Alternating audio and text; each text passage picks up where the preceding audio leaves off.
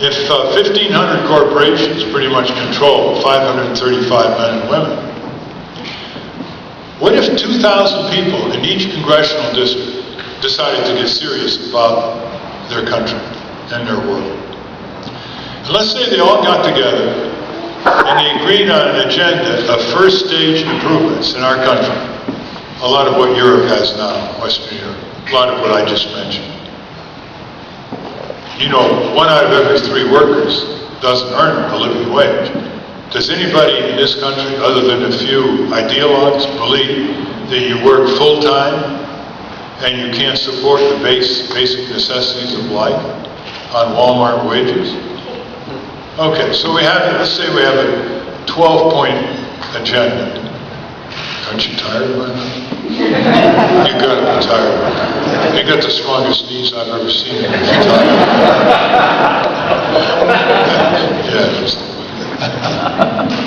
Thank you.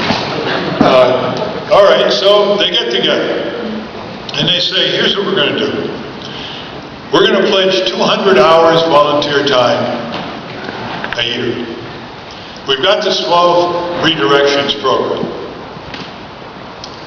We know that it's long overdue. We know that it should have been here years ago. And by the way, the minimum wage in 1968 is higher than it is today. Adjusted for inflation would be $10 an hour. The federal minimum wage is $6.55. So we're going backwards in the future. And we know that the majority of people are behind these 12 redirections in our congressional district.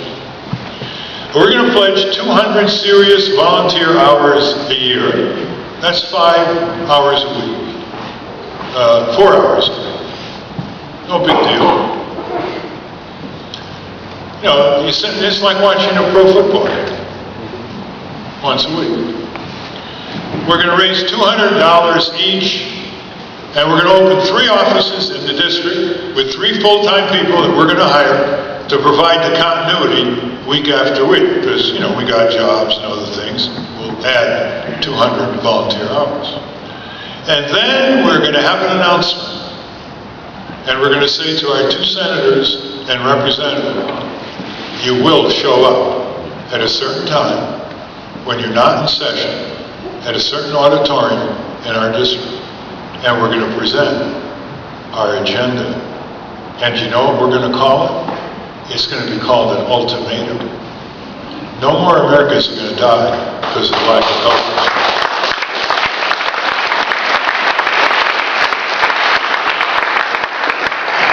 Now just think, in those 2,000 people, what are you likely to have in terms of talent?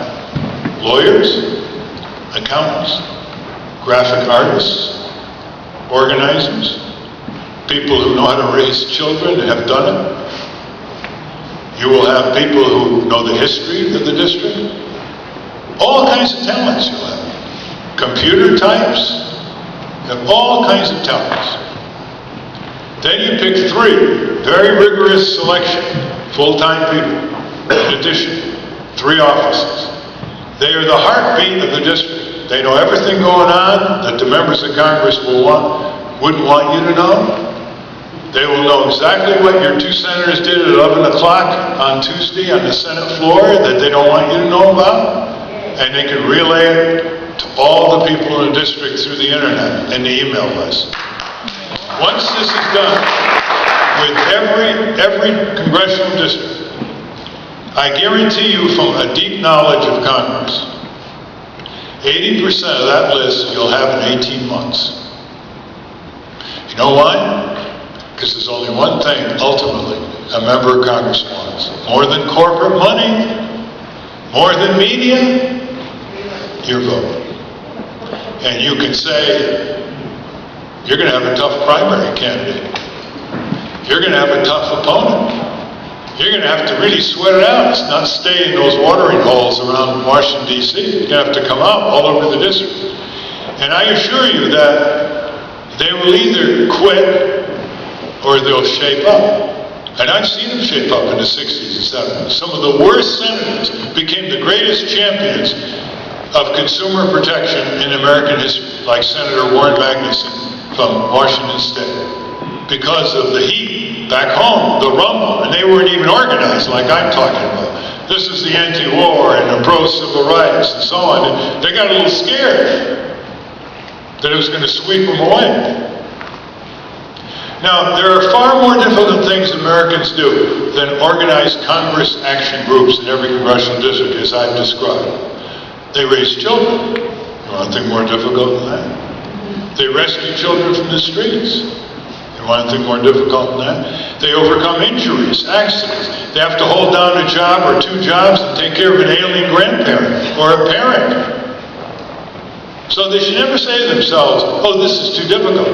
It's different, but not too difficult.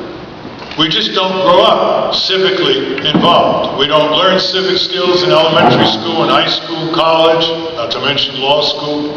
We don't learn how to use the Freedom of Information Act, how to build coalitions, how to put on a successful news conference, how to dig stuff up out of City Hall.